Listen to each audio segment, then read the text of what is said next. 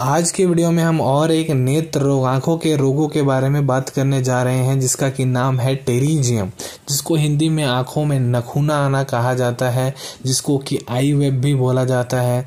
तो टेरिजियम क्या है, टेरिजियम होने के बाद रोगी को क्या क्या हमको लक्षण देखने को मिलते हैं, इसकी चिकित्सा ट्रीटमेंट एलोपैथिक मेडिसिन में क्या क्या दी जाती है, आयुर्वेदिक मेडिसिन में क्या क्या दी जाती है, टेरिजियम होने पे हम सेल्फ केयर कैसे ले सकते हैं, कब हमको सर्जिकल प्रोसीजर्स करवाने चाहिए, कौन कौन से डॉक्टर से हमें मिलना चाहिए और क्या सर्जरी इसमें होती है, पूरी जानकारी आपको इस वीडियो में देने वाला हूं। वीडियो को शुरू से लेकर अंत तक ज़रूर देखें।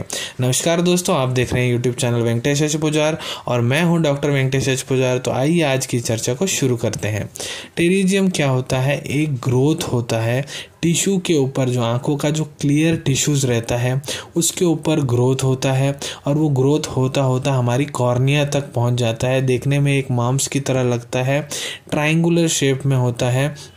यह एक नॉन कैंसरस ट्रायंगुलर ग्रोथ होता है, जो कि एक आंख में हो सकता है और दोनों आंखों में भी हो सकता है। ये किन लोगों को ज़्यादा होता है? जो लोग बाहर काम करते हैं, बाहर मतलब ऑफिस वगैरह में काम करना नहीं, जो आउटडोर लोकेशंस पे काम करते हैं, धूप में भरी धूप में काम करते हैं, जिनका एक्सपोजर डायरेक्ट धूप से होता है, तो उन लोगों को ये होने के चांसेस बहुत ज़्यादा हो जाते हैं। तो आइए अब हम बात करते हैं टेरिजियम के रोगी को क्या क्या हमको लक्षण देखने को मिलते हैं। तो देखिए, उनकी आंखें हैं, आंखों में बहुत ज़्यादा डिस्कम्फर्ट होना चालू हो जाता है।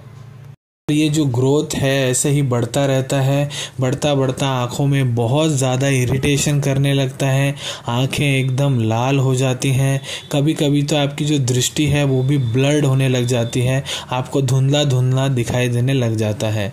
तो आइए अब हम बात करते हैं इसके ट्रीटमेंट एस्पेक्ट के बारे में कि एलोपैथी में इसका मेडिकल मैनेजमेंट क्या किया जाता है। तो देखिए, माइनर केसेस में तो ये जो है क्योर हो जाता है आई ड्रॉप्स देने पे। कौन से आई ड्रॉप्स? जैसे कि ल्यूब्रिकेंट्स दिए जाते हैं, स्टेरॉयडल आई ड्रॉप्स दिए जाते हैं, तो उनसे ये ठीक हो जाता है। लेकिन आयुर्वेदिक रेमेडी इसमें क्या दी जाती है? देखो, एलनीर खुजम्बू, वैद्यरत्नम कंपनी का एक एलनीर खुजम्बू आता है, जिसको कि हम नारिकेल अंजन भी बोलते हैं। ये इसको आप आंखों के नीचे पेस्ट बनाकर लगा सकते हैं, और यदि ये ड्रॉप्स के फॉर्म पे है तो 2 बूंद सवेरे 2 बूंद रात को इसको आपको 1 महीने तक लेना है। और टैबलेट सप्तामृत लोहा आता है, जिसको आप सवेरे 1 रात को 1 15 दिन तक आपको कंटिन्यू लेना है, या फिर आपके डॉक्टर आपको जिस हिसाब से मेडिसिन लेने की सलाह दे रहे हैं उस हिसाब से आप इसको ले सकते हैं।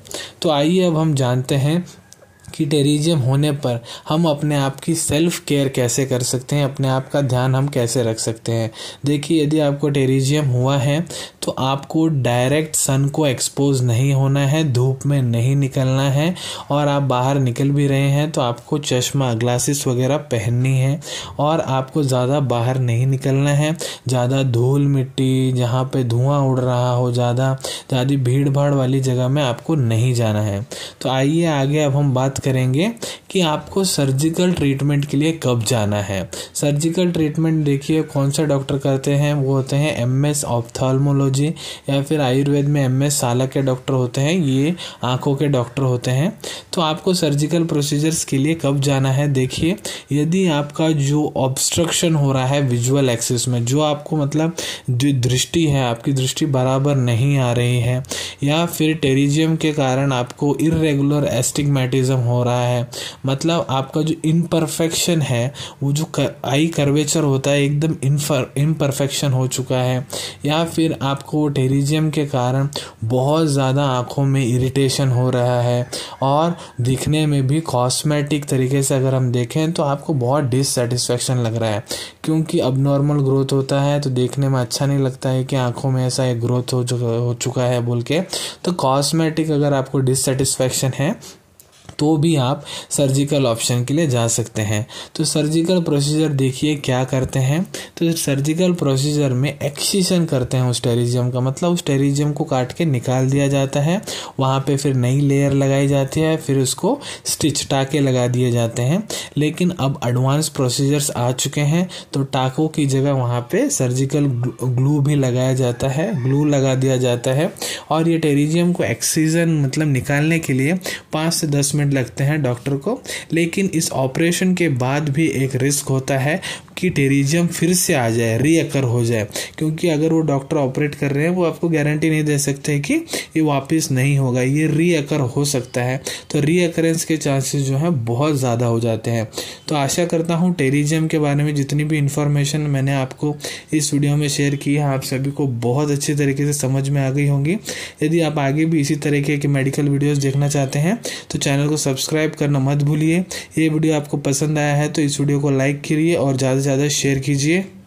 इस वीडियो को देखने के बाद भी आपके मन में कोई भी डाउट्स हैं तो हमारे कमेंट सेक्शन में कमेंट कीजिए, मैं उसका उत्तर देने का प्रयत्न ज़रूर करूंगा। तो मिलेंगे आप सभी से अगले वीडियो में कुछ नए विषय के साथ।